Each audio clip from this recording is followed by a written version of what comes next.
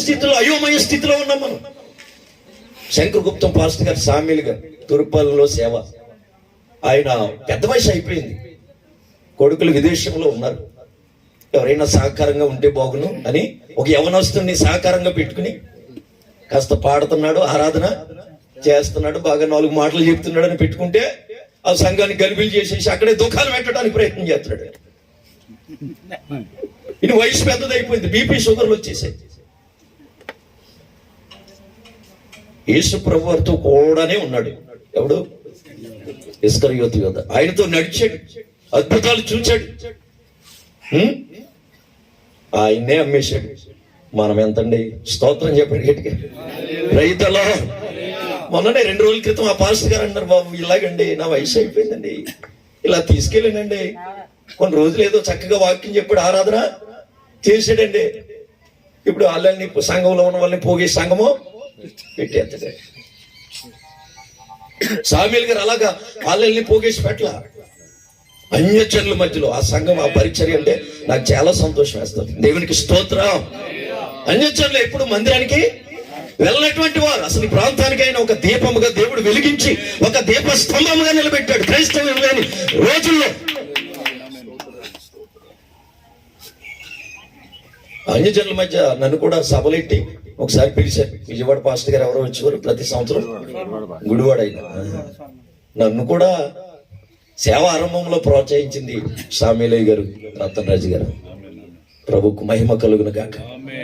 మందిరాల్లో కూడా ఇక్కడ అవకాశం ఇవ్వక, పౌలు గారు అంటే భయపడేవారు కదా అప్పుడు. వీడు మారిపోయాడో, దుర్మార్గుడు మారాడో లేదో, ప్రసంగం చేస్తే ఏమైనా పొడుతాడో అన్నట్లుగా మా అన్నయ్య వాళ్ళే నమ్మలేదు. అలాంటి రోజుల్లో సామ్యులయ్య గారు మీటింగులు పెట్టి ప్రసంగికుడిగా సమయం ఇచ్చారు, వేదిక మీద నిలబెట్టారు. అదే కుటుంబంతో నాకున్న కృతజ్ఞత, ఆత్మీయ అనుబంధం. అందుకే కొన్నిసార్లు పరిస్థితులను బట్టి దూరమైన దేవుని ఏర్పాటును బట్టి ఇలాగున మరలా సమకూర్చబడతా ఉన్నాను. ప్రభుకు మహిమ కలుగును గాక. దేవునికి స్తోత్రం. నమ్మకత్వాన్ని కాపాడుకోవాలి. నమ్మకస్తులైన వారు ఆయనతో కూడా ఉంటారు.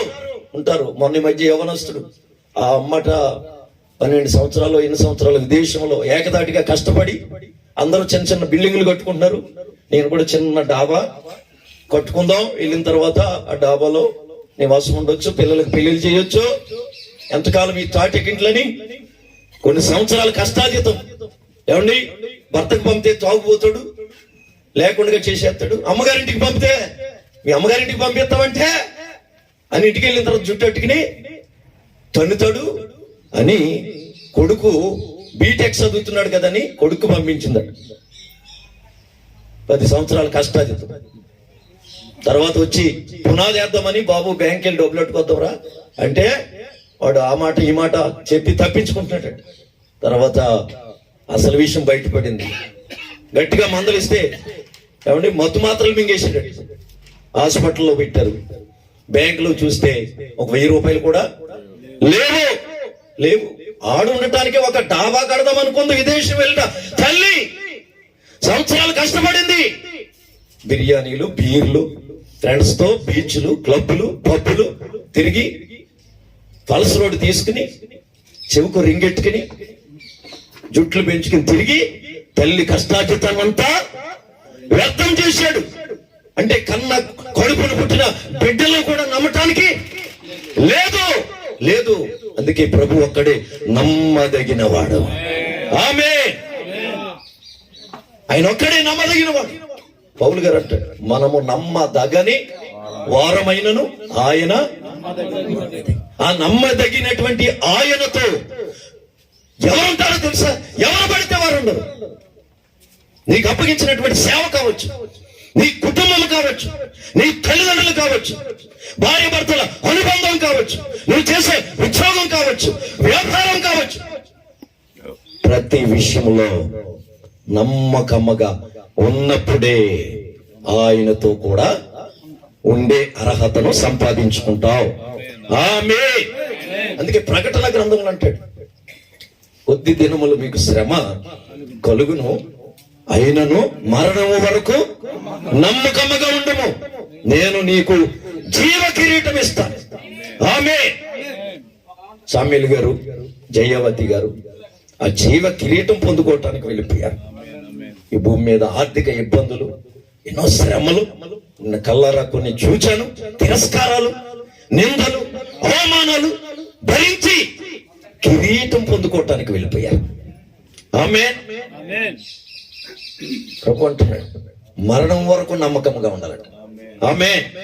అవసరాలు తీరేదాకా కాదు, పాస్టర్ గారు ప్రార్థన చేస్తే కార్యాలు జరిగేదాకా కాదు, అవసరాలు తీరినా తీరకపోయినా, ప్రార్థనకు జవాబు వచ్చినా రాకపోయినా, మేలు జరిగినా జరగకపోయినా, మరణం వరకు ఎవరు నమ్మకముగా ఉంటారో వారే ఆయనతో కూడా ఉంటారు. ఆమేన్. రెండవదిగా చూడండి, లోకాసు వార్త అందరికీ తెలుసు కదా. కుడివైపున ఉన్న దొంగ ఏమంటున్నాడు? లోకాసు వార్త 23వ అధ్యాయంలో 42వ వచనం చదవండి. ఆయనను చూచి యేసు, నీవు నీ రాజ్యంలోనికి వచ్చినప్పుడు నన్ను జ్ఞాపకం చేసుకున్నామని. అందుకు ఆయన వానితో, నేడు నీవు నాతో కూడా పరదేశంలో ఉందువని నిశ్చయముగా నీతో చెప్పుచున్నాను నేను. ఆమేన్. నేడు నీవు నాతో, యేసుతో కూడా. ఒక బిషప్ గారికి కాదు, ఒక రెవరెండ్ కాదు, అర్థమవుతుందండి, ఒక వర్షిప్ లీడర్ కాదు, ఒక సంగీత కళాకారుడు లేకపోతే మంచి విద్వాంసకుడు కాదు, ఒక బందిపోటు దొంగ. ఒక 40 రోజులు లేకపోతే 20 రోజులు ఉపవాసాలుండి ప్రార్థన చేసినోడు కాడు, దశమ భాగాలు ఇచ్చినోడు కాదు, మందిరాలు కట్టిన వ్యక్తి కాదు, ఒక బందిపోటు దొంగ. కొద్ది క్షణాల్లో, కొద్ది నిమిషాల్లో ఆ కుడి వైపున వేలాడుతూ ప్రభు వైపు చూస్తూ పశ్చాత్తాపడిన వాడే ఆయనతో కూడా ఉండే అర్హతను సంపాదించేసుకున్నాడు. Praise the lord. దేవునికి స్తోత్రం. అలాగని చాలా మంది అనుకుంటారు, కొంతమంది ముదురులు, సిలువలో దొంగ ఎక్కడ బాప్తిసం పొందాడండి, సిలువలో దొంగ ఎక్కడ బలలో పాలు పొందాడు, పాస్టర్ గారు బాప్తిసం పొందితేనే గాని పరలోకము లేదంటారు, బలలో పొందితేనే గాని నిత్య జీవము రాదంటారు. సిలువలో దొంగ ఆఖరి క్షణంలో పొందేశాడు కదా, అందుకని తిందాము త్రాగుదాము ఇష్టానుసారంగా ఆఖరి టైంలో చూద్దాంలే అనుకునేవారు ఉన్నారు చాలా మంది.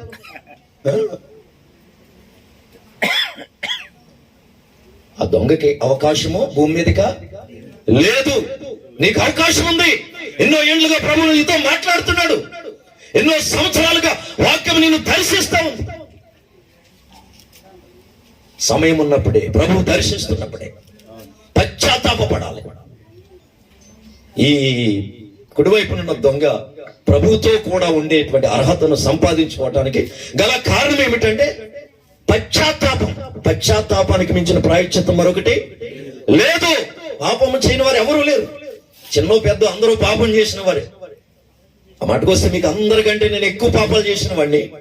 కానీ పాపం చిన్నదైనా పాపమే, పెద్దదైనా పాపమే. పాపం వలన వచ్చే జీతము మరణము, అది రెండవ మరణము, నిత్య నరకం. పశ్చాత్తాపడ్డాడు, పశ్చాత్తాపడాలి. ఈ మధ్య ఎక్కువగా లడ్డు కోసం వైరల్ అవుతుంది కదా. మన అంబటి రాంబాబు గారు పశ్చాత్తాపడినా కూడా ఏం చేశారట, లోపలేసేశారు తీసుకెళ్ళి. కానీ నువ్వు పశ్చాత్తాపడితే నిన్ను చీకటి కొట్టులో ప్రభు వేయడు. ఆమేన్. నువ్వెంత ఘోర పాపివైనా నీ పాపాలను కప్పుకోకుండా ఒప్పుకుని పశ్చాత్తాపడితే ఆ దొంగ ఏమంటాడు, మనకైతే ఇది న్యాయమే, మనకిది తగును, మనం నేరం చేసాం, మనం పాపం చేసాం. ఆయన ఏ పాపము, ఆయన ఏ నేరము చేయలేదు. మనం చేసిన పాపాలకు శిక్ష అనుభవిస్తున్నాం, మనకిది న్యాయమేని తన పాపాన్ని ఒప్పుకుంటున్నాడు. ఈ లోకము ఒప్పుకున్నా కూడా వాళ్ళు శిక్షిస్తారు, పశ్చాత్తాపడినా కూడా శిక్షిస్తారు. కానీ ప్రభు నీ పాపాలను ఒప్పుకుంటే తక్షణమే క్షమిస్తాడు. ఆమేన్. కానీ చాలా మంది ఆ పాప క్షమాపణ అనేది లేకుండా, పాపం చేసిన పాపముల విషయంలో పశ్చాత్తాపడకుండా నేడు సంఘాల్లోకి, సేవలోకి దొడ్డిదారిని వచ్చేస్తున్నారు. వీళ్ళు ఏమంటారంటే, ఇప్పుడు భారతదేశంలో ఏమంటారంటే చొరబాటుదారులు ఎక్కువైపోయారట. ఏమండి అన్నయ్య గారు అంటున్నారు, ఎక్కువ మంది ఏమైపోయారు, చొరబాటుదారులు ఎక్కువైపోయారట భారతదేశంలో. అందుకని మరలా వాళ్ళ దేశాలకి పంపించేయటానికి సన్నాహాలు చేస్తున్నాం, ఏర్పాట్లు చేస్తున్నామని కొందరు అంటున్నారు. కానీ సంఘంలోనికి చొరబాటుదారులు వచ్చారో చూసారా, దొడ్డిదారులు వచ్చారు చూసారా, పశ్చాత్తాపడకుండా. క్రైస్తవ కుటుంబంలో పుట్టాం, క్రైస్తవుని, పాస్టర్ గారి కొడుకుని, పాస్టర్ గారి కూతుర్ని, కనుక భక్తురాల్ని, సంఘ పెద్దను కనుక మందిరము లేకపోతే సేవకుడికి అది ఇచ్చాను ఇది ఇచ్చాను కనుక క్రైస్తవుని. మా తాత ముత్తాతల కానించి మేము క్రైస్తవులమే కనుక చెల్లదు. సంఘములో ఉంటాం, సంఘం ఉన్నంత వరకు, భూమి ఉన్నంత వరకు. కానీ ఆయనతో ఉండే అర్హత నీకు ఉండదు. ఆమేన్. నువ్వెన్ని చెయ్యి, నీ పాపముల విషయంలో మాత్రం పశ్చాత్తాపపడకపోతే ఆయనతో ఉండేటువంటి భాగ్యం నీకు దక్కదు. అది గొప్ప భాగ్యం, గొప్ప ధన్యత. ఆమేన్. వింటున్నా దైవజనాంగమా, నేడు చాలా మంది చొరబాటుదారులు ఎక్కువైపోయారు. సంఘములోను సేవలో కూడా దొడ్డిదారులు వచ్చేసారు. రాజమార్గంలో రావాలి, రాజమార్గంలో రావాలి. రాజమార్గం ఏమిటంటే చెడుతనాన్ని విడిచి నువ్వు చేసినటువంటి ఆ చెడు క్రియలన్నిటిని బట్టి పశ్చాత్తాపపడాలి. పాపముల విషయంలో పశ్చాత్తాపపడి మారు మనసు పొందినటువంటి వ్యక్తిగా నువ్వు సంఘ సహవాసములో కొనసాగాలి. ఆమేన్. అసలు సంఘం అంటేనే పాపుల గుంపు కాదు, యేసు రక్తము చేత కడగబడిన పరిశుద్ధుల గుంపు, పరిశుద్ధుల సమూహము. ఆమేన్.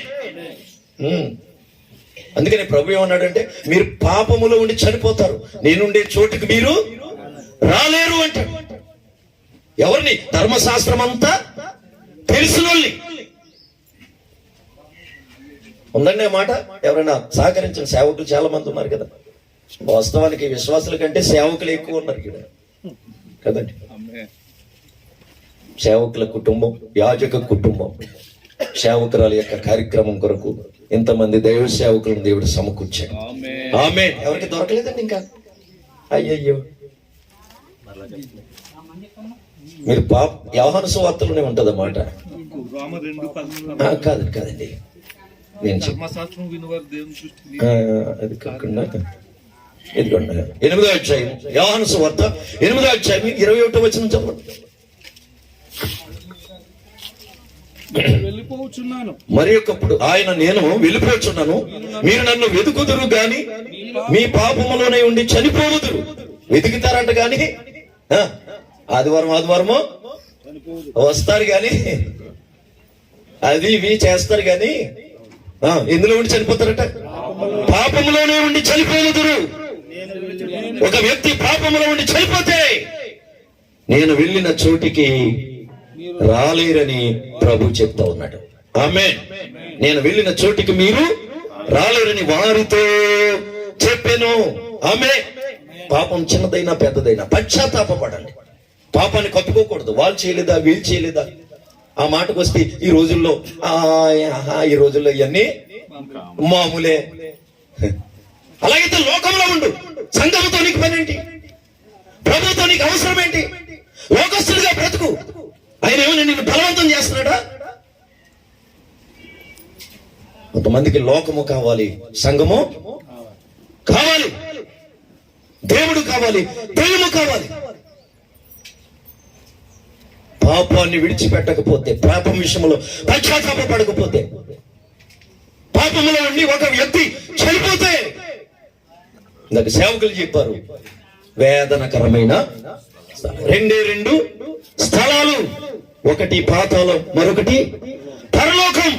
ఎందుకోసం ఈ కూటాలు, ఎందుకోసం ఈ ప్రయాస, ఎందుకోసం ఈ సేవకుల స్వార్థ ప్రకటన అంటే పాతాళానికి పోకుండా తప్పించి పరలోకానికి చేర్చడానికి. ఆమె కనుక వాళ్ళు చేయలేదా, వీళ్ళు చేయలేదా సమర్థించుకోవటం కాదు, కప్పుకోవటం కాదు. చేసిన పాపాన్ని ఒప్పుకోవాలి. నేను ఎక్కువగా ఈ మాట చెప్తా ఉంటాను. పాపము చేయటానికి సిగ్గుపడాలి కానీ చేసిన పాపాన్ని ఒప్పుకోవటానికి సిగ్గుపడకూడదు. లైవ్ లో ఒప్పుకున్నాడు ఆయన రాంబాబు గారు.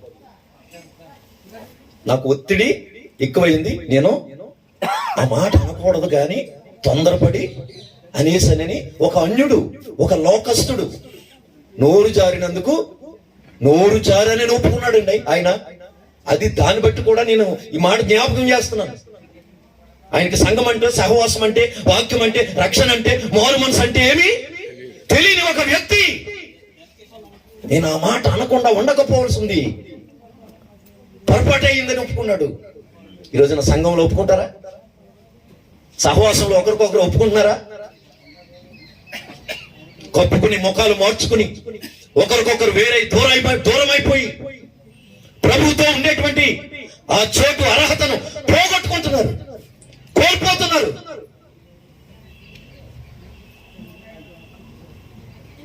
నేను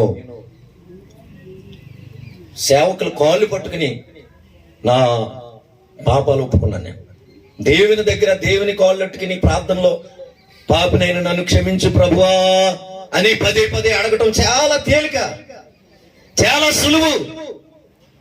ఒక వ్యక్తి మరొక వ్యక్తి దగ్గర తన పాపాన్ని ఒప్పుకోవటం అహం అడ్డు వస్తుంది.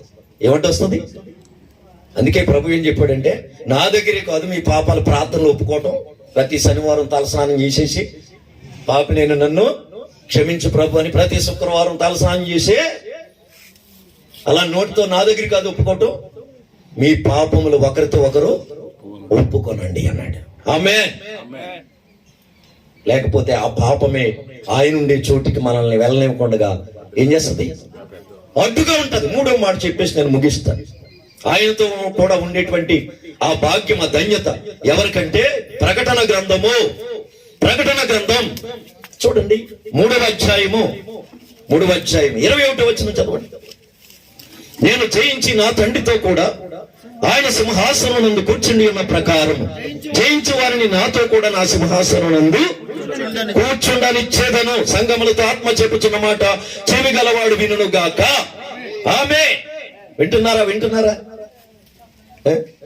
వింటున్నారా అందరూ? అలర్ట్ గా వినండి, అనాలోచనగా వినకండి. తర్వాత తిందాం, రెడీ అవుతుంది, సిద్ధమవుతుంది. 7 గంటలకు తిన్నవారు అందరూ టిఫిన్ 7 గంటలకు తిన్నవారు అందరూ స్తోత్రం చెప్పండి. 9 గంటలకు తిన్నామన్నవారు స్తోత్రం చెప్పండి.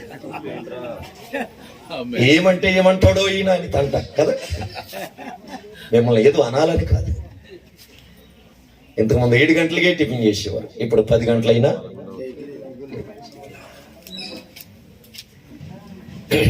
అలాగని 7 మాటలు చెప్పి నేను మిమ్మల్ని విసిగించను.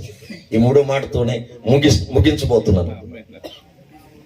షుగర్లో బీపీలు ఉన్న వాళ్ళు ఉన్నారు కదా, వినాలి సంగమా. ఆత్మ చెప్పుచున్న మాట చెవి గలవాడు అంటే చెవులు లేవా? చెవులుండి కూడా ఈ రోజున చాలా మంది విననొల్లని వారుగా ఉన్నారు. ఆయనతో కూడా ఉండాలంటే జయ జీవితం కావాలి. ఆమె ఏ జీవితము? జయ జీవితం కావాలంటే మరి ఏం చేయాలా? జయం కావాలంటే ఏం చేయాలా?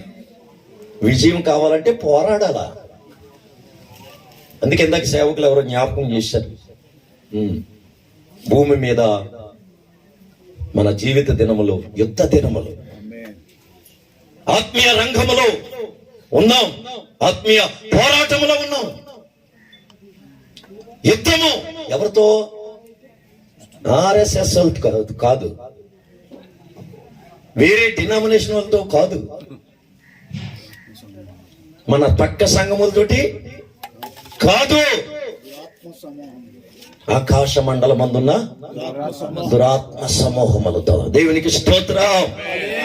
పోరాటం, విశ్వాస జీవితమే పోరాటం, క్రైస్తవ జీవితమే పోరాటం, సేవే పోరాటం, సైనికులం. ఏలయనగా మనం పోరాడినది మనం పోరాడుదాం శరీరంతో కాదు గాని ప్రధానులతోను అధికారులతోను ప్రస్తుత అంధకార సంబంధులకు లోకనాథులతోను ఆకాశ మండలమందున్న దూతల సమూహములతో దురాత్మ సమూహములతోను పోరాడుచున్నాం. పోరాటం యేసయ్య గారు పోరాటం, ఆత్మీయ పోరాటం, ఆత్మీయ పోరాటం, చివరి శ్వాస వరకు ఈ పోరాటం ఆగదు. సాగిపోచున్నాను సిలువను మోసుకొని నా గమ్య స్థానానికి. సిలువ అనగా శ్రమలు. సేవ అంటే పూలబాట కాదు. సామ్యూయల్ గారు, జయవతి గారు సేవలో ఎన్నో శ్రమలు అనుభవిస్తూ ఏమండి ఎంతో ప్రయాసపడ్డారు. వారి ప్రయాస ప్రభునందు వ్యర్థము కాలేదు. ఎన్నో పోరాటాల మధ్యలో సేవను కొనసాగించుకున్నారు. అయినా కూడా వారు ఒక విధంగా చెప్పాలంటే జయించారు. ఆమె జయ జీవితం. ఆస్తులు సంపాదించాల, అంతస్తులు సమకూర్చి పెట్టాల పిల్లలకి. ఒక ఆత్మీయమైనటువంటి వారు వెళ్ళినటువంటి ఆ చోటికి వెళ్ళే మార్గాన్ని చూపించారు. ఆదర్శప్రాయులుగా వారు బ్రతికారు. మాదిరికరముగా ఈ లోకంలో జీవించారు. ఆమె ఆఖరి టైంలో ఆయన కోరిక కారు మీద పాస్టమ్ గారిని తిప్పాలని మొత్తం మీద తిప్పేశారు. కొడుకుతో పోటీ పడి మరి ఎక్కడో సిమెంట్ స్తంభాన్ని కొను కొట్టేశారు. నా కొడుకు నా కోళ్ళ కారు మీద తిరగటమా? నేను ఎంత ఎప్పటి నుంచో సేవ చేసి ఎంత ప్రయాసపడినండి, నాకేం తక్కువ, తగ్గేదే లేదని చెప్పేసి ఆయన కూడా వెళ్ళి కారు కొనుక్కొచ్చేసి పాస్టమ్ గారిని పక్కన కూర్చోబెట్టుకుని చక్కగా ఆఖరి టైంలో భార్యను సంతోషపరిచారు. పోరాటాల మధ్యలో ఉండి కూడా జయవతి గారు చాలా నిరాడంబంగా ఉండేది. చాలా సాత్వికురాలు, చాలా ప్రేమగా పలకరించేవారు. ఏమండి ఆవిడకి ఎప్పుడు ఒక నెక్లెస్ పైన సామ్యూయల్ గారు ఇవ్వలేదు. కారు కొన్నారు కానీ నెక్లెస్ మాత్రము లేదు. జీడిఎం సంఘమై ఉండి పెంతుకోస్తు పాస్టర్ గారు పాస్టమ్మ గారు లాగా ఉండేవారు. చప్పట్లు కొట్టి గట్టిగా పెంతుకోస్తుంటే స్తుతించండి. బైబిల్ పెంతుకోస్తులకి లేకపోతే జీడిఎంలకి కాదు, అందరికీ. యేసు ప్రభు అందరికీ, ఉపదేశం అందరికీ. పేరు జీడిఎం అంటే చాలా రంగు ఉంటదేమో అనుకునేవాడిని. చప్పట్లు ఆరాధనాన్ని పెంతుకొస్తాను భూలాగా. ఆత్మీయతలో కూడా విశ్వాసులకు మాదిరికరముగా ఏమండి వస్తు ఆభరణాలు లేకుండా ఏమండి సతీష్ కుమార్ గారు ఇలా ఆవిడ వేసుకుంటుంది కదా, నాకు కూడా గొలుసుకొని రండి అని ఎప్పుడన్నా అడిగిందంటారు అమ్మగారు? అడగలేదు. అడుగుంటే కొనేసేవారు ఆయన. ఆవిడ అడగలేదు. జయ జీవితం. ఆమె కొంతమందికి చింత చచ్చిన పులుపు చావదు. చావాలి లోక విషయంలో, లోక ఆశల విషయంలో, ముఖ్యంగా సేవకురాళ్ళు. నువ్వు చావకపోతే ఓడిపోయినట్లే సాతాను చేతిలో, దురాత్మల చేతిలో. అందుకని 60 వచ్చిన 20 లాగా కనపడాలని ఆరాట పడుతున్నారు. లోకాశలను జయించకపోతే ఆయన ఉండే చోటున ఉండలేము. ఎందుకంటే ప్రభు అన్నాడు, నేను లోకమును జయించాను. దేవునికి స్తోత్రం. ఆయన లోకాన్ని జయించి ఏమండి అదే ప్రకటనల గ్రంథంలో అన్నాడు, నేను జయించి నా తండ్రి సింహాసనం మీద కూర్చుండి ఉన్న ప్రకారము జయించిన వారిని నాతో కూడా, ఎవరితో కూడా? జయించిన ఆయనతో కూడా అన్నట్టు. అబ్బాబ్బా ఎంత గొప్ప భాగ్యం. నా పక్కనే అంటలేదు, నా సింహాసనం మీద నాతో కూడా. ఎమ్మెల్యే గారి కుర్చీలో నేను కూర్చొనిస్తాడా? మీ ఊర్లో ఓట్లన్నీ ఇస్తాం, మందు పంచిపెట్టి కదా. నిన్ను కూర్చొనిస్తాడా? యేసయ్యతో కూడా ఆయన సింహాసనం మీద కూర్చునేటువంటి గొప్ప భాగ్యం, గొప్ప ధన్యత సేవకులమైన మాకే కాదు, మనందరికీ ఆయన సిద్ధపరచడానికి వెళ్ళిపోయాడు. ఆమేన్. ఎలా వెళ్ళాడంటే జయించి వెళ్ళాడు. ఆమేన్. మరణపు ముళ్ళను విరిచాడు, మరణ భయములను తొలగించాడు, సమాధిని ఓడించి సజీవుడై లేచాడు. మరణం ఆయన బంధించలేకపోయింది. ఆయన ఒక్కడే చేయశాలి. ఆమె పిటి సుందర గారు కాదు, లైవ్ పెట్టినట్టున్నారు, కామెంట్లు పెడతారేమో, ఇంటికైనా వచ్చేస్తారా, మామూలు కాదు. అసలు జయించవలసింది జయించాలి. నీ శరీరమే నీ శత్రువు. నిన్ను ఒకరు ద్వేషించినప్పుడు వారి ఇంటి మీదకి వెళ్ళావంటే నువ్వు నీ శరీరాన్ని జయించలేదు. క్షమించి ప్రార్థించటమే. ఆమె యూట్యూబ్ లో చూడండి, సేవకులు ఒకరి మీద ఒకరు అబ్బబ్బో డిబేట్లు, జయించలేని వాళ్ళు, ఓడిపోయిన వాళ్ళు. ద్వేషించాడా, కామెంట్ పెట్టాడా, దూషించాడా, క్షమించు, ప్రార్థించు. అదే ప్రభు మనకిచ్చిన బలమైన ఆయుధం. దానికి మించిన ఆయుధం మరొకటే ఉందండి. దేవునికి స్తోత్రం. క్షమించి ప్రార్థిస్తే దేవుడు అద్భుతాలు చేస్తాడు. అది మానేసి అదే ప్రకటించే వాళ్ళు కొంతమంది ఏం చేస్తున్నారు, మరలా తిరిగి దాడులు చేస్తున్నారు, దాడులు చేసుకుంటున్నారు. RSS దాడుల కంటే క్రైస్తవ్యంలోనే సేవకులు ఒకరి మీద ఒకరు ద్వేషించుకుని, విమర్శించుకుని, భయంకరంగా యూట్యూబ్లో డిబేట్లు పెట్టుకుని సంఘాన్ని రోడ్డు మీదకి ఇచ్చేశారు, అన్యజనులకి చులకన చేసేశారు. పైగా ఏమంటారంటే చెయ్యాలి, వేసాలి. లోకమును పాపమును, నాలో పాపమున్నదని మీలో ఎవరైనా స్థాపించగలరా అని లోకానికి సవాలు విసిరి, ఆ పాపానికి ఆ అధిపతి అయిన సాతానును, మరణాన్ని ఓడించి తిరిగి లేచిన జయశాలి యేసు ఒక్కడే. ఆమేన్. ఆయనతో కూడా ఉండే ఆ ధన్యత, ఆ భాగ్యం ఎవరికంటే నమ్మకస్తులైన వారికి. రెండవది పాపముల విషయంలో పశ్చాత్తాపడి మార్పు చెందిన వారికి.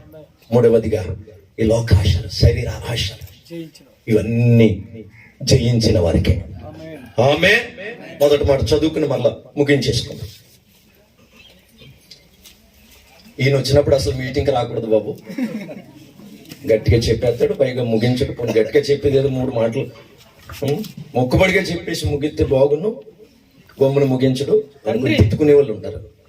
తండ్రి నేనెక్కడ ఉందును అక్కడ నీవును నాకు అనుగ్రహించిన వారును నాతో కూడా ఉండవలనని నీవు నాకు అనుగ్రహించిన నా మహిమను చూడవలనని కోరుచున్నాను. ఎంత అద్భుతమైన ప్రార్థన, ఎంత చక్కటి ప్రార్థన. ముగింపులో ఒక మాట, మనం అడగక మునిపే మన అక్కర్లేవో ప్రభుకి తెలుసు. కానీ మనకు ముందు వెళ్ళిపోయినటువంటి వారు ఉండే ఆ చోటులో మనము కూడా ఉంటేనే వారిని చూడగలుగుతాం. అంతేనా? అక్కడికి వెళితేనే వారిని మనము అదే మన నిరీక్షణ.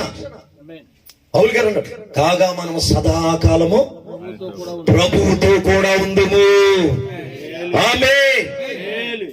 ఈ నిరీక్షణ మనలను సిగ్గుపరిచేది కాదు, భూసంబంధంగా నశించి కూడా వందనాలు చేస్తున్నాను. వేదికను అలంకరించిన దైవజనులు కూడా వందనాలు. మరి రతన్ రాజు గారు అలాగే జయరాజు గారు, మరి సేవకులిద్దరూ కూడా మరి పరిచయం ఉన్నటువంటి వారు. రతన్ రాజు గారితో ఈ మధ్యకాలంలో కొంత ఎక్కువగా పరిచయాలు ఏర్పడ్డాయి. మరి దైవజనులు సామెల్ గారు, మరి ఇప్పుడు నేను చేస్తున్నటువంటి సేవ జేడిఎం చర్చ్ సొంగవారపాడులో, మరి ఒకప్పుడు ఆయన పరిచర్య చేశారని, సంఘాన్ని బహుబలంగా నడిపించారని తమ్ముడు తరుణ్ కూడా తెలియజేశారు. అలాగే నేను కూడా విన్నాను. వారు చనిపోయినప్పుడు నేను కొత్తగా రావడం వలన ఎవరేంటో తెలియక నేను అప్పుడు ఈ గృహాన్ని నేను దర్శించలేకపోయాను.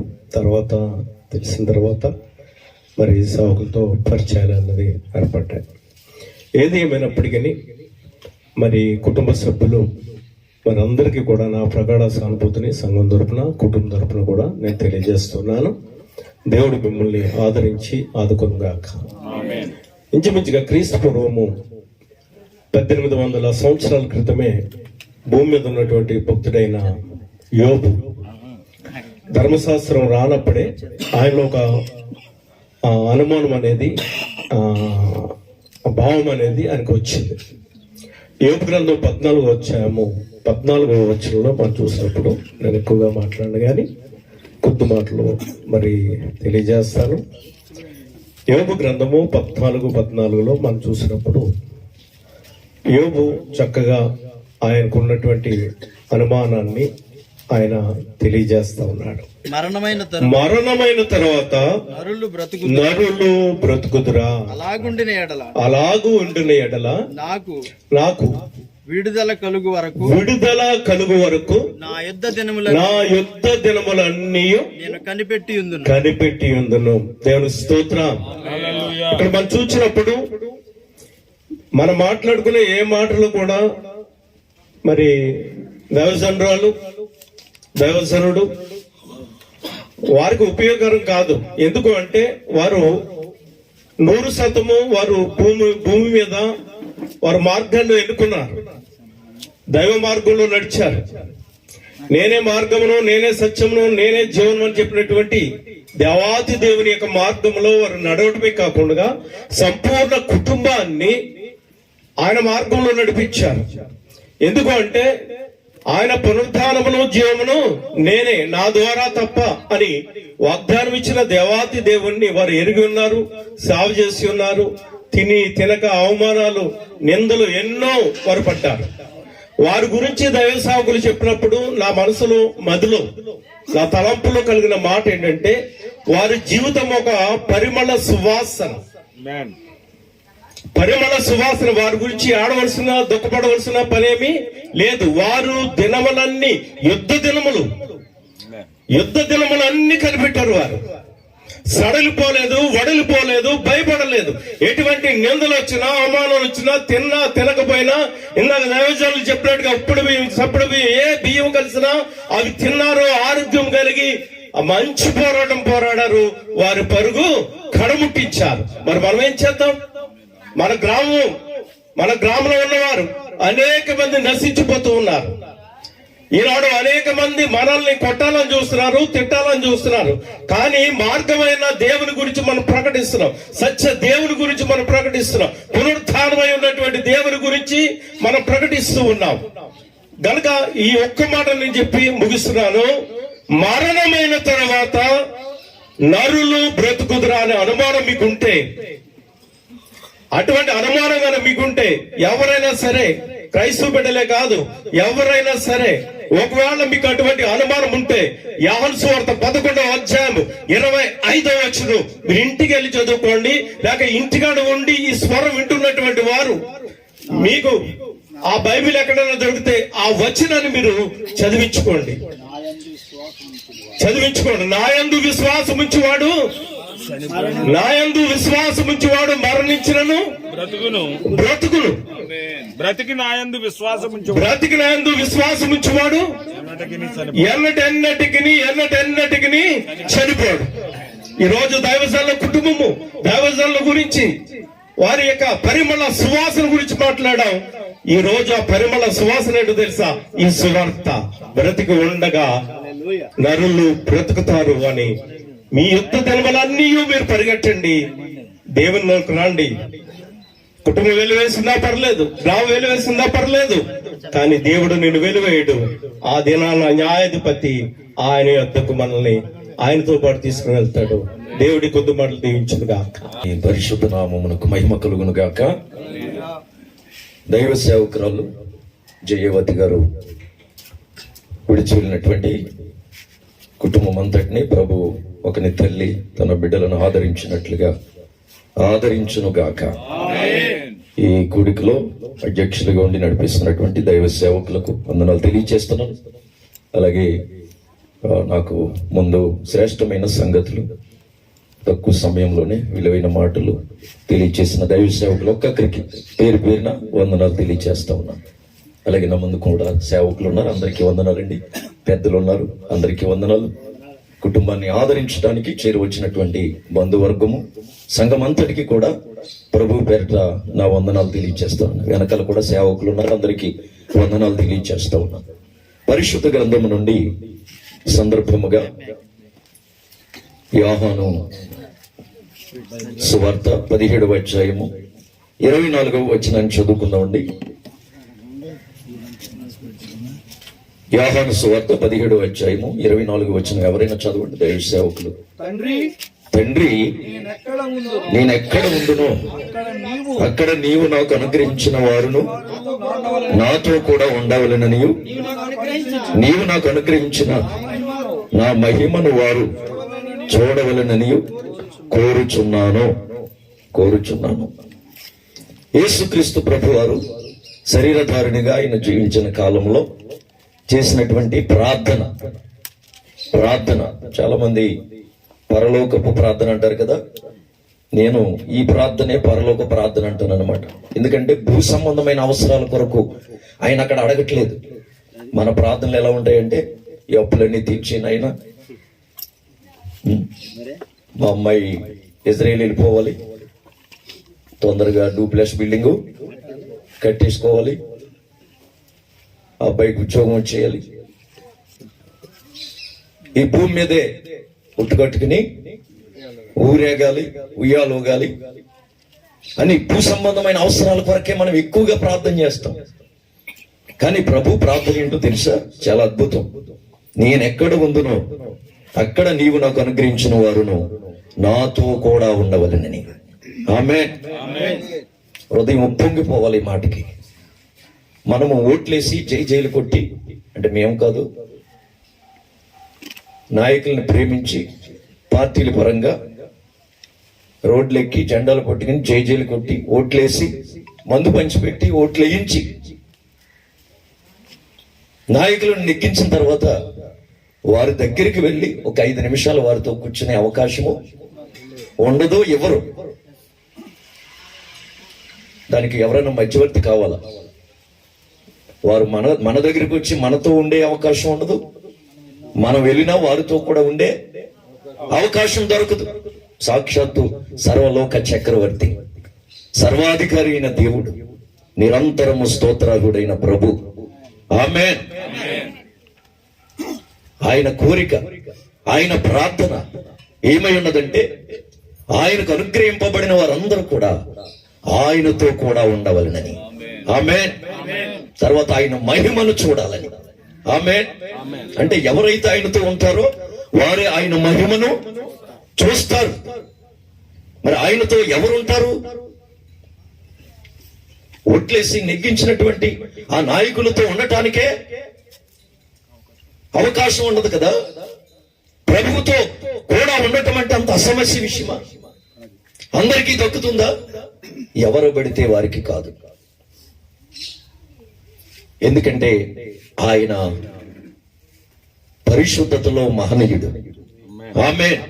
పాపుల్లో చేరక ప్రత్యేకముగా ఉన్నవాడు, ఎవరూ సమీపింపలేని తేజస్సులో అమరత్వము గలవాడై ఆయన ఒక్కడు మాత్రమే వసించుచున్న దేవుడు. దేవునికి స్తోత్రం. మరి ఆయనతో కూడా ఉండాలంటే ఏదో అప్పుడప్పుడు మందిరానికి వస్తే ఆయనతో ఉండేటువంటి అర్హతను సంపాదించేసుకుంటామా? క్రైస్తవ కుటుంబాల్లో పుడితే ఆయనతో ఉండేటువంటి అవకాశం దక్కుతుందా? పాస్టర్ గారు పిల్లలైతే ఆయనతో కూడా ఉండేటువంటి ఆ భాగ్యం దొరుకుతుందా? ఏం చేయాలి? ఏం చేస్తే ఆయనతో కూడా ఉండే భాగ్యం దొరుకుతుంది? నేను అంటాను, ఆయనతో కూడా ఉండటానికి ఇందాక దైవ సేవకులు చెప్పినట్లుగా దైవజనులు సామీలయ్య గారు వారి పనిని సంపూర్ణముగా ముగించుకుని వెళ్ళిపోయారు. ఆమేన్. ప్రభువుతో కూడా ఉండటానికి వెళ్ళిపోయారు. మరలా ఆయన వెనక దైవజనురాలు జయవతి గారు కూడా ప్రభుతో కూడా ఉండటానికి వెళ్ళిపోయారు. ఆమేన్. ఇక్కడ ఎవరు ఎల్లకాలం ఉండరు.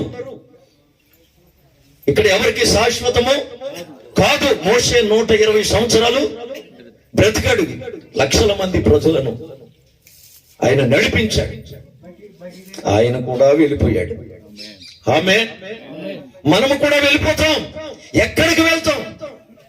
బ్రతికుండగానే, బొందులో ప్రాణముండగానే ఎక్కడికి వెళ్తామో మనం నిర్ణయించుకోవాలి. ఆ నిశ్చయతను మనం సంపాదించుకోవాలి. ఆమేన్. వెళ్తే వెళ్తాంలే, వెళ్ళకపోతే ఏమవుద్ది అన్నట్లుగా కాదు.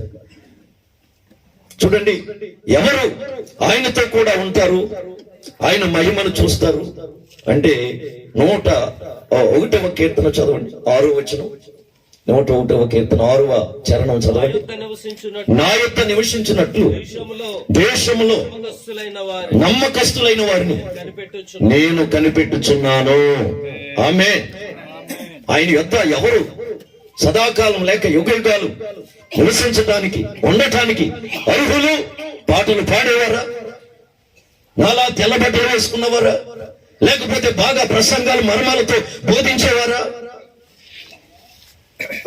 బాగా సంగీత పరిచర్య, మంచి వర్షిప్ లీడర్లు వెళ్తారా? ఎవరుంటారు ఆయనతో పాటు? మీరందరూ అవసరమే ప్రభు పని భూమి మీద జరగటానికి. కానీ నమ్మకస్తులైన వారు మాత్రమే ఆయనుండే చోటులో ఉంటారు. ఆమేన్. నమ్మకత్వం అనేది చాలా ప్రాముఖ్యం.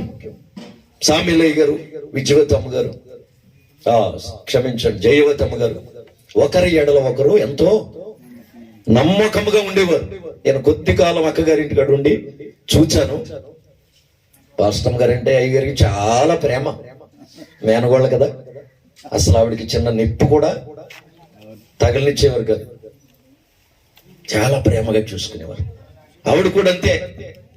ఒకరి ఎడల ఒకరు ఎంతో ప్రేమ అనురాగాలు కలిగి, అన్యోన్య సహవాసము కలిగి, విశ్వాసాలకు మాదిరికరముగా ఒకరి ఎడల ఒకరు నమ్మకముగా వారి దాంపత్య జీవితాన్ని కొనసాగించారు.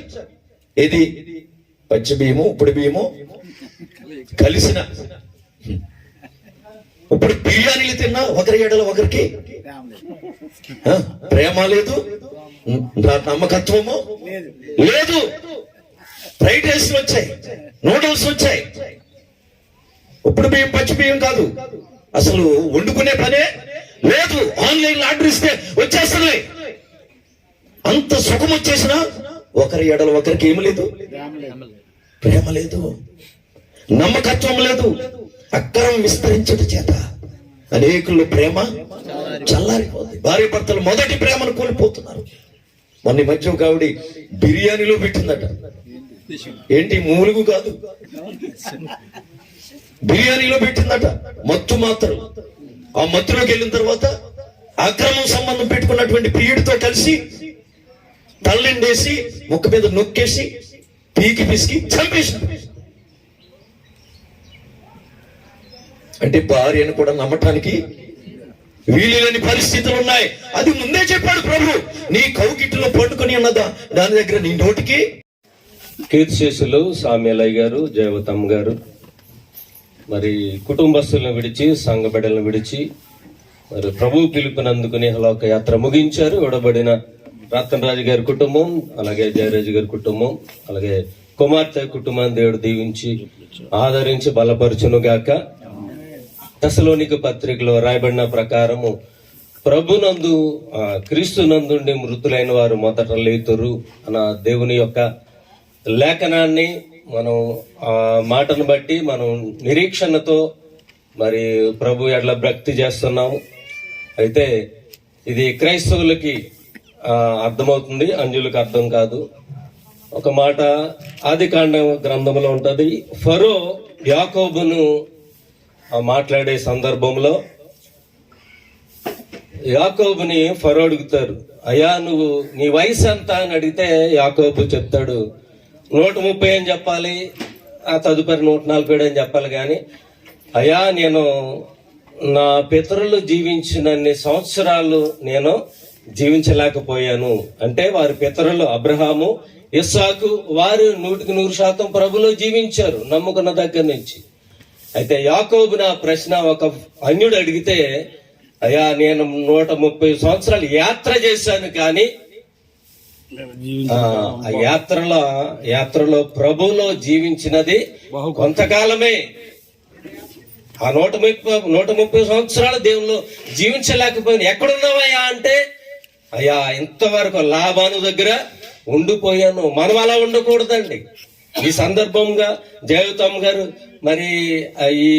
మరి ఓదార్పు కొడుక సందర్భంగా సువార్త ఏంటంటే, ప్రభు నమ్ముకున్న తర్వాత 100% ప్రభులోనే జీవించాలి. నామకార్థంగా జీవించకూడదు. ఏమంటే నామకార్థంగా జీవించకూడదు. అన్యులు జీవించినట్టు వారు తెలియక జీవిస్తున్నారు. మనం ప్రభు నెరిగిన వారము ప్రభు కొరకే జీవించాలి.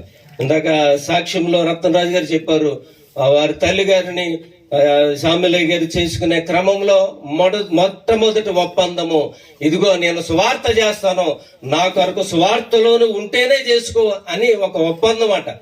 అంతే కదా అయ్య గారు? అలాగే ఒప్పందం కూడి దేవుని కొరకే వారు బ్రతికారు. కాబట్టి మనం దేవుని అంగీకరించిన మనము మరి దేవుని కొరకే బ్రతకాలి. యాకోబు ఆ సందర్భం జ్ఞాపకం చేసుకుంటే, ఇంతవరకు ఎక్కడున్నామంటే లాభం దగ్గర ఎంతకాలం అంటే 20 సంవత్సరాల లాభం దగ్గర ఉండిపోయాడు ఆయన. దేవుని కొరకు యవన ప్రాయంలో బ్రతకాల్సిన యాకోబు ఆ ప్రాయమంతా కుటుంబం కొరకే బ్రతికాడు. కాబట్టి మనము మరి మన శాశ్వత జీవితం అలాగా కాకుండా మనం క్రైస్తవులుగా బ్రతుకుతున్నాం కాబట్టి దేవుని కొరకే జీవించాలి, దేవుని కొరకే బ్రతకాలి. కాబట్టి తల్లి విడిచిన కుటుంబము మరి ఈ మాటల చేత ఆదరించబడాలని ఈ శుభాలు తెలియజేస్తుంది. దేవుడి మాటలను బట్టి కుటుంబస్తులను చేరొచ్చి మనం దేవుడు బలపరచును గాక. ముందు ప్రియ సంగమా, యేసుక్రీస్తు ప్రభు నామములో కూడి వచ్చిన సంఘమంతరికి కూడా నా ప్రత్యేకమైన వందనాలు, అధ్యక్షుల వారికి నా వందనాలు, వేదిక మీద ఉన్నటువంటి దైవజనులందరికీ కూడా నా ప్రత్యేకమైన వందనాలు తెలియజేస్తున్నాను. ఒక 2 వచన భాగాలు చదివి నేను నా సమయాన్ని బట్టి ప్రభువుని స్తుతిద్దాం. యెషయా గ్రంథం 66వ అధ్యాయం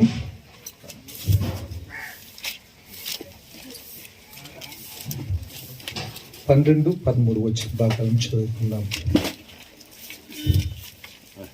యెహోవా ఇలాగ సెలవిచ్చున్నాడు, ఆలకించుడి, నది వలె సమాధానమును ఆమె యొద్ద పారచేయుదును. మీరు జనముల ఐశ్వర్యం అనుభవించినట్లు ఒడ్డు మీద పొర్లి పారు జల ప్రవాహముల వలె మీ వద్దకు దాన్ని రాజేతును. మీరు చంకను ఎత్తుకొనబడెదరు, మోకాళ్ళ మీద ఆడింపబడెదరు. ఒకని తల్లి వానిని ఆదరించినట్లు నేను మిమ్మల్ని ఆదరించదను. యెరూషలేములోనే మీరు ఆదరింపబడెదరు. మంచిదండి. చదవబడిన వాక్య భాగంలో ఇశ్రాయేలీలు బబులోను రాజ్యంలో ఉండగా ఏం జరుగుతుందో అనేటువంటి విషయాన్ని యెషయా ప్రవక్త ఈ ప్రవచన భాగాన్ని చెప్పారు. ఏమనంటే, ఒకడు ఎలాగ ఆదరించబడతాడు అనేటువంటి విషయాన్ని అందరూ కోల్పోయారు. సాధారణంగా నిండు వృద్ధాప్యంలో ప్రభు సన్నిధికి చేరటం అనేది ఆశీర్వాదం. ప్రభునందు మృతులు ధన్యులు అని వ్రాయబడి ఉంది. బైబిల్ వాక్య భాగంలో రాజుల వృత్తాంతాలను చూసుకుంటే గనక ఏముంటదంటే, ఎవరైతే దేవునికి మనుషులకును ఇష్టం లేని వారుగా జీవించినటువంటి రాజులు ఉంటారో వారిని దావీదు పురమందు సమాధుల దొడ్డులో సమాధి చేయబడక వేరొక స్థలంలో సమాధి చేశారని రాయబడి ఉంటుంది. ఎందుకు అలా రాయబడిందంటే, మనుషులకి దేవునికి వాళ్ళు ఇష్టలుగా జీవించలేదు. మరణం అందరికీ వస్తుంది. మంచి వాళ్ళు చనిపోతారు, చెడ్డవాళ్ళు చనిపోతారు, అన్యులు చనిపోతారు, ప్రభువుని నమ్ముకున్న వారు కూడా చనిపోతారు. వాక్యం చెప్పేది ఏంటంటే, ప్రభువునందు మృతులు ధన్యులు. చాలా విషయాలు చెప్పారు. ధన్యకరమైన ప్రత్యేకమైన రీతిలో ప్రభువులో నిద్రిస్తే ధన్యులు అన్నప్పుడు ఏం చేయాలన్నమాట, మనం సంతోషించాలి. అంతేకాదు, నిండు వృద్ధాప్యంలో దేవుని సన్నిధికి వెళ్ళినటువంటి తల్లి గారిని బట్టి దేవుని సేవకులుగా ఆనందంగా పంపించారు. విహారయాత్రలో ఉన్నట్టు పంపించారని చెప్పారు. మంచిది, చాలా సంతోషం. మరి ఒకసారి వాక్య భాగంలో దేవుడు అంట ఆదరించే విధానం ఎలా ఉంటుంది అంటేనంట, చంకనేసుకుని కాళ్ళ మీద పెట్టుకుని తల్లి ఆడించినట్లు నేను మిమ్మల్ని ఆదరిస్తాను. ఇది ఇశ్రాయేలీలకు సంబంధించిందే. కానీ బబులోను రాజ్యము నుండి తిరిగి మీరు ఎక్కడికి రావాలంటే యెరూషలేముకి రావాలి, మీరు యెరూషలేములోనే ఆదరించబడతారు అని రాయబడింది. మనుషుడు ఎవడైనా సరే ఈ భూమి మీద శ్రమ ఉంటుంది, బాధలు ఉంటాయి, కానీ మరణం తర్వాత, మరణం పొందక ముందు కూడా సంఘం అనేది యేసుక్రీస్తు ప్రభువునందు విశ్వాసం ఉంచినటువంటి ప్రతివాడు కూడా సంఘంలో ఆదరించబడతాడు. సంఘంలో ప్రత్యేకమైన దేవుని మాటలు ఉంటాయి. సంఘంలో ఒక నిరీక్షణ ఉంటుంది. ఆ నిరీక్షణ ఏంటంటే మనం ఒక దినం ఆయనతో ఉంటామని. ఒక దినం ఖచ్చితంగా సమూయేలు గారితో, జయవతి గారితో, తల్లిదండ్రులతో, లేక ప్రభువునందు నిద్రించినటువంటి అందరితో కలిసి మనం కూడా ఆనందించే వారముగా ఉంటామని, అతి నిరీక్షణ కలిగి ప్రత్యేకించబడాలని వాక్యాన్ని బట్టి తెలియజేస్తూ నా మాటలు ముగిస్తున్నాను. దేవుడు మన వినికిడిలో ఆయన వాక్యభావం దీవించిన గాక. ఆమేన్. ఇంతవరకు వాక్యం. హల్లెలూయా. మంచి సమయం ఇది. పెళ్లిలో ఉండదు, బర్త్డేలు అందుకంటే ఉండదు, సువార్త ప్రకటించడానికి మంచి సమయం ఇది. కనుక దేవుడు నాకు ఇచ్చిన సమయాన్ని బట్టి దేవుణ్ణి మహిమపరుస్తూ జయావతి గారు వారి కుటుంబం అంతటికి నా ప్రగాఢ స్వానుభూతిని నేను తెలియపరుస్తున్నాను. కనుక ఎక్కువ విస్తరించి మాట్లాడను, కానీ నా వెనుక మంచి దేవజనులు ఉన్నారు. మరణము అందరికీ వస్తుంది, మరణం అనేది అందరికీ వస్తుంది. అయితే ఈ భూప్రపంచంలో జీవిస్తున్న మనము 2 మరణాలుగా బైబిల్ గ్రంథం సెలవిస్తుంది. ఎన్ని? సావుకురాలు 1 మరణం పొందిందా, 2 మరణాలు పొందింది? 1 మరణమే పొందింది ఆవిడ. ఆదాము 2 మరణాలు పొందాడు. ఈ పండు తిను దినమున నిశ్చయముగా నీవు చస్తావన్నాడు, చనిపోతావన్నాడు. అంటే ఆత్మీయతను కోల్పోయినట్లుగా మనం చూడగలుగుతున్నాం అక్కడ. కనుక ఎప్పుడైతే దేవుని నుంచి మనం దూరం అవుతామో, దేవునికి ఎడబాటుగా మనం ఉంటామో, 2 మరణాలుగా మనం ఆత్మీయ జీవితంలో మనం చచ్చిపోయిన వారిగా. ప్రకటన గ్రంథము 5వ ఆ సంఘం గురించి ఆయన మాట్లాడుకుంటూ, సాత్య సంఘం గురించి మాట్లాడుకుంటూ, జీవించుచున్నావన్న పేరు నీకుంది మాత్రం ఉంది, కానీ నీవు మృతుడవు అంటున్నాడు. మృతుడవే, నువ్వు జీవిస్తున్నావన్న పేరు నీకుంది, కానీ నీవు మృతుడివే. ప్రస్తుత కాలంలో అనేక మంది క్రైస్తవులుగా జీవిస్తున్నామన్న పేరు మనకుంది, కానీ ఆ సాక్ష్యం మాత్రం మనకి లేదు. ఆ సాక్ష్యం మనకి లేదు. కొందరికే సేవకులు తన తల్లి గారి విషయంలో, తన తండ్రి గారి విషయంలో చెప్పారు, ఈ భూమి మీద నువ్వు దీర్ఘాయుష్మంతుడు అవ్వాలంటే నీ తల్లిదండ్రులను సన్మానించాలి. కొంతమంది ఉన్నారు తల్లిదండ్రులను పట్టించుకోరు. మీకు వందనాలమ్మ, పరిచయం చేసిన వాళ్ళకి వందనాలు. ఆ పరిచయం ఏంటో నాకు తెలుసు, నా తండ్రిని నేను చేసుకున్నాను, ఆ పరిచయం నాకు తెలుసు. నా తండ్రి అర్ధరాత్రిగా లేచి ఎక్కడ బాత్రూమ్కి వెళ్ళి తెలిసింది కాదు.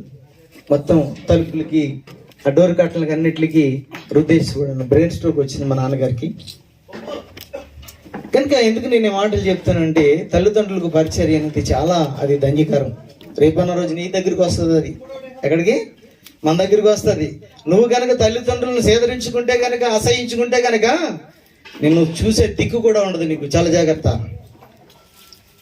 నాకు తెలిసిన గూడెంలో ఒక అనాథాశ్రమం ఉంది. ఆ అక్క నాకు బాగా పరిచయము. భర్తను కోల్పోయి ఒక్కరితే ఆమె పరిచయం చేస్తుంది. అనాథలైన వారందరికీ ఓల్డ్ ఏజ్ హోమ్ పెట్టి పరిచయం చేస్తుంది. ఆమె ఒక్కొక్కరి గురించి చెప్పుకుంటుంది. అన్న ఈమెకి ఎంత ఆస్తుందో తెలుసా అని చెప్పుకుంటూ వచ్చింది. ఎంత ఆస్తుంటే ఏంటి, అనాథాశ్రమంలో బ్రతుకుతుంది.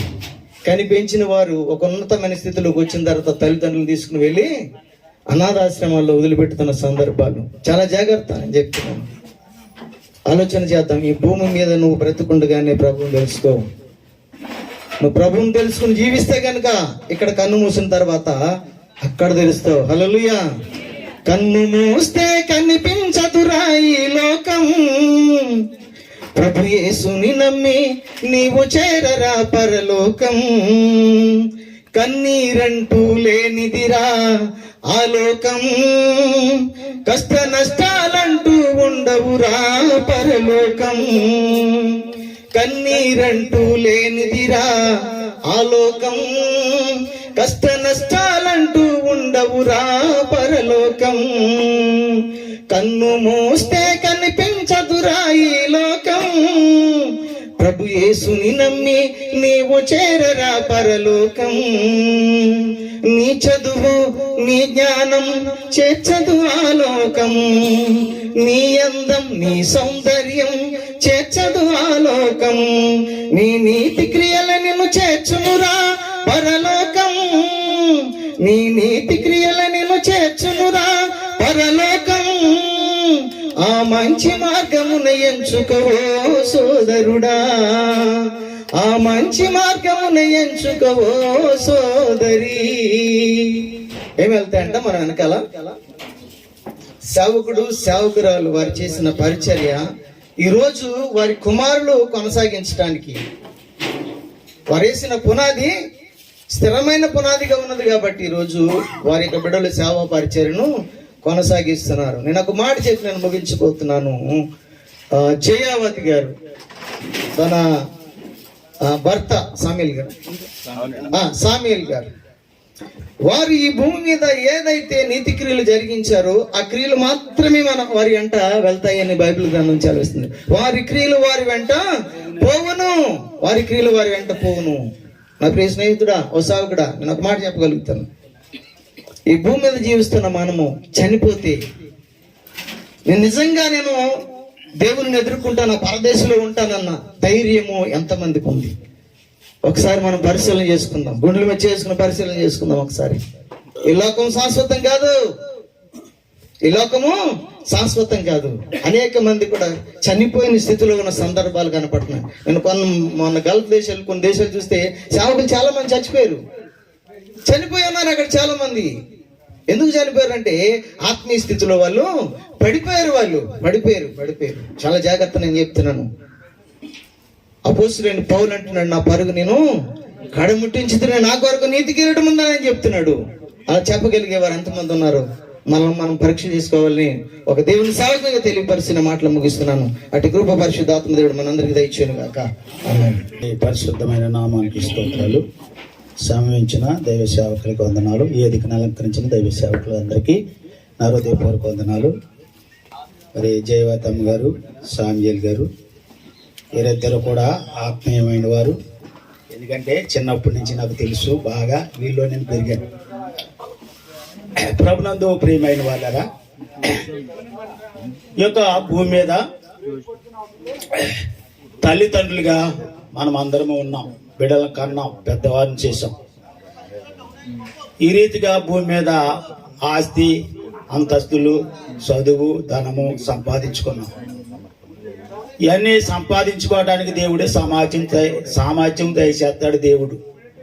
అయితే ప్రభునందు ప్రియమైన వాళ్ళరా, ఎంత సంపాదించినా వ్యర్థమే. రెండవది, మనము బిడ్డలకి ఏమిచ్చి వెళ్తాము అన్న మాటలు మరి దైవ గ్రంథం నుండి ఒక మాట నేను జ్ఞాపకం చేస్తా ఉన్నాను. ఎందుకంటే ఈ యొక్క కుటుంబంలో మరి ఇద్దరు కలిసి చక్కగా ఆదర్శమైన దంపతులు, అనేక మందిని ఆదరించేవారు, చాలా నవ్వించేవారు. చాలా వీళ్ళిద్దరే చూసినప్పుడు ఎప్పుడు కూడా నన్ను బాగా చూసేవారు వాళ్ళు.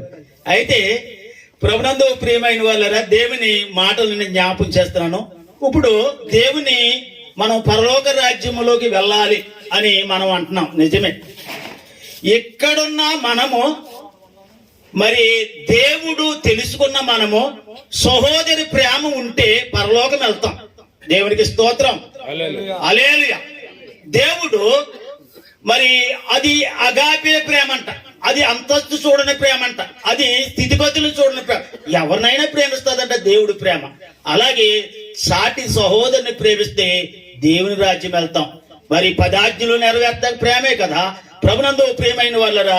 అలాగే ఒక రాజుగారు చెప్పారు ఏమని, దావీదునకు మరణకాలం వచ్చింది అంటే మరణము అందరికీ వస్తుంది, మరణం వస్తుంది అని చెప్తారు.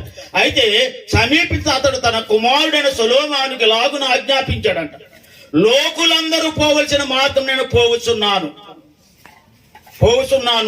అంటాడు. రెండవదిగా అంటున్నాడు, నువ్వు ధైర్యము తెచ్చుకుని నిబ్బరము కలిగి నీ దేవుడిని అప్పగించినని కాపాడి ఎక్కడ తిరిగినని ఏవి చేసినాను వివేకము కలిగి నడుచుకుంటావు కుమారుడు అని చెప్పి వెళ్ళారు. ప్రభునందు ప్రియమైన వాళ్ళరా, బిడలను పిలిచిన తరువాత బిడలకి మరి 2 ఎకరాలు నీకు, 3 ఎకరాలు నీకు, 4 ఎకరాలు నీకు డబ్బు ఉంది అని చెప్పి మనం అప్పగించి వెళ్తాం. అయితే ఈయన బత్తి నేర్పాడు. ఎవరికి? బిడలకు బత్తి నేర్పాడు శామ్యూయేలు గారు. మరి బిడలిద్దరు కూడా దైవ సేవకు చేస్తున్నారంటే అది ఆయన ఇచ్చిన ఘనత. దేవుడి స్తోత్రం చెప్పండి. హల్లెలూయా. ఎన్ని ఎకరాలు ఇచ్చినా దెబ్బలాడుకోవడం తప్ప ఏముండదు ఇక్కడ భూమి మీద. సరుద్దులు గాడు దెబ్బలాడతారు, ఇంటికాడు దెబ్బలాడతావు, అక్కడ దెబ్బలాడతావు, కానీ నువ్వు అట్టుకెళ్ళేది ఏమి ఉండదు అని జ్ఞాపకం చేస్తాను. ప్రభునందు ప్రియమైన వాళ్ళరా, ఏం చెప్పాడు? ధైర్యం తెచ్చుకోమన్నాడు. తెచ్చుకుని నిర్భయము కలిగి నీ దేవుడైన యెహోవా అప్పగించిన దాన్ని కాపాడి ఆయన మార్గం అనుసరించిన ఎడల నువ్వే పని పూనుకున్నాను, ఎక్కడి తిరిగినను అన్నిటిలో వివేకము కలిగి నడుచుకుంటావు కుమారుడు అని చెప్పెళ్ళాడు. మంచి మాట చెప్పెళ్ళాడు ఒక తండ్రి. అలాగే ఈ తండ్రి కూడా అలాగే చెప్పెళ్ళాడు. అలాగే బిడ్డలు కూడా విన్నారు. అందుని బట్టి నేను ప్రభుని స్తుతిస్తా ఉన్నాను. ఎందుకంటే ఆయన చెప్పిన మాట ప్రకారంగా బిడ్డలు విన్నారు. ఒక్కొక్క మరి తల్లిదండ్రులుగా మరి దైవ సేవకులు పిల్లలు కొన్ని రీతిలుగా ఉన్నారు. అది కూడా ఈసారమే కదా. ప్రభునందు ప్రియమైన వాళ్ళ చెప్పిన మాట విన్నాడు కాబట్టి ఇక్కడ వర్ధిల్లారు అని జ్ఞాపకం చేస్తున్నాను. ప్రభునందు ప్రియమైన వాళ్ళరా, భూమి మీద 2 మనుషులు ఉన్నారంట. ఒకడు దరిద్రుడు ఉన్నాడంట, ఒకడు ధనికుడు ఉన్నాడంట. 2 కలిసి భూమి మీద బతికారు. అయితే నా ప్రభునందు ప్రియమైన వాళ్ళరా, ధనికుడు ఓదారపు బట్టలు కట్టుకుని, సన్నపనార బట్టలు కట్టుకుని సుఖపడ్డాడంట. ఈ దరిద్రుడైతే కష్టపడ్డాడంట, కురుపులతో నిండుకుని వాడే ఉన్నాడంట. ప్రభునందు ప్రియమైన కుక్కలు నాకాయంట. ప్రభునందు ప్రియమైన వాళ్ళు ఎంత నీచము, ఎంత అనాచం. అయితే నా ఒకటి చేశాడు ఆయన, ప్రభువుని స్తుతించాడు, ప్రభుని గణపరిచాడు, ప్రభుని ఆరాధించాడు. అందుకు చేతను ఆయన కొనిపోయాడంట. ఈయన పాతి పెట్టబడ్డాడంట. 2 సావులు వేరేగా ఉన్నాయి. ఒక ఆయన కొనిపోయాడు, ఒక ఆయన పాతి పెట్టబడ్డాడు. అయితే నా ప్రభునందు ప్రియమైన వారు, కష్టపడ్డవాడు కొనిపోయాడు, మరి సుఖపడ్డవాడు పాతి పెట్టబడ్డాడు. 2 మరణాలు అలా వచ్చాయి. రెండవదిగా కొనిపోయిన వాడు అబ్రహాము రొమ్మున ఆనుకున్నాడంట. ప్రభునందు ప్రియమైన వాళ్ళ పాతి పెట్టవాడు పాతాళములకు పోయి బాధపడ్డాడంట. ప్రభునందు ప్రియమైన వాళ్ళ ఇక్కడ ఎన్ని దెబ్బలాట్లాడినా అక్కడ 5 అన్న తమ్ముళ్ళు ఉన్నారు. ఒక్కసారి ఇంటికి పంపకూడదా? ఇక్కడ లేదు జ్ఞాపకం. అక్కడికి వెళ్ళిన మరి కాలుతుంది కదా, అగ్ని ఆరలేదు, పురుగు సావలేదు, బాధపడుతున్నాడు, కఠిన బాధ. అబ్బో, బాధ అంటే బాధ కాదు, ఇక్కడ నిష్ఠాచారమైన జీవితం జీవించావు. ఓరు నాయన, చర్చికి రారా నాయనంటే నాకు బోలు పనులు ఉన్నాయండి. ఏంటి మీకు పని లేక ఈ పని చేస్తున్నారు మీరు అన్నవారు లేకపోలేదు. ఉన్నారా? దేవుని స్తోత్రం. ఏంటి బాధలంటే మమ్మల్ని తిట్టని వారు అన్ని అత్యంతలుగా మీద ఆడుతున్నాయి. వాళ్ళు చెప్పి అన్ని తిట్టినా పువ్వుల మీద అన్నట్లే. దేవుని స్తోత్రం. ప్రభునందు ప్రియమైన వాళ్ళరా, 2 వెళ్ళిపోయారు. 2 కూడా వెళ్ళిపోతే పాతాళంలో పడ్డాడు. అక్కడ తర్వాత దాన్ని ఇంటికి పంపించమన్నాడు. నాకు 5 అన్న తమ్ములు ఉన్నారు, వాళ్ళకి ఒక్కసారి యాతనకి రాకుండా చెప్ప. ఓ నాయన, అక్కడ 2 ఎంతమంది దైవ సేవకులు ఉన్నారు, వీరందరూ కూడా సాక్ష్యం ఇస్తున్నారు, అక్కడ చెప్తున్నారు, వాళ్ళు వాక్యం చెప్తారు. ఆరి మాట అంటే నువ్వు వెళ్తాయి. ప్రభునందు ప్రియమైన వాళ్ళ ఇక్కడ ఉండగానే ప్రభుని జ్ఞాపకం చేసుకోవాలి. ప్రభునందు ప్రియమైన వాళ్ళారా, దేవుడు చెప్తాడు, ఇజ్జియాకు మరణకరమైన రోగం వచ్చింది, గోడ తట్టు తిరిగాడు, కన్నీళ్లు విడిచాడు, 15 సంవత్సరాలు ఇచ్చాడు. అలాగే ప్రభునందు ప్రియమైన వారు ఇల్లు చక్క పెట్టుకోమంటే హృదయం అనే ఇల్లు చక్క పెట్టుకోవాలి. అందరితో ఐక్యతగా ఉండాలి. అందరినీ తిట్టిన వాళ్ళు ప్రేమించాలి మనం. అయితే దైవ నిర్ణయంగా నేను జ్ఞాపకం చేస్తాను, శత్రువులను ప్రేమించే వారు లేరు, పగపట్టే వారు ఉన్నారు భూమి మీద. అలా ఉంటే దేవుని రాజ్యానికి మనం ఎంత మాత్రం వెళ్ళమని జ్ఞాపకం చేస్తే ఈ మాటలు దేవుడు దీవించి ఆశీర్వదించును గాక. మహిమ కలుగును గాక. సమయం ఇచ్చిన అధ్యక్షుల వారికి, అలాగే వేదికను అలంకరించిన వెనకాలను గనులైన దైవజనులందరికీ వందనాలు.